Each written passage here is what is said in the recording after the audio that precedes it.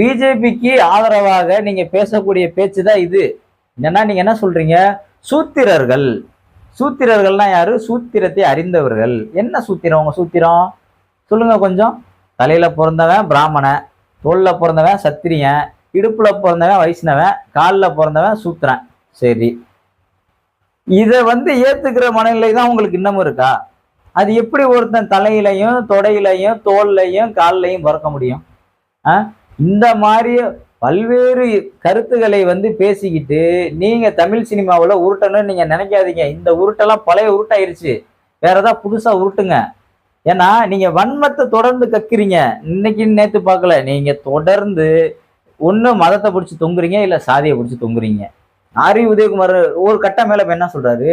சின்ன கவுண்டர் படம் எடுத்தப்பெல்லாம் இந்த மாதிரி எந்த பிரச்சனையும் இல்லை.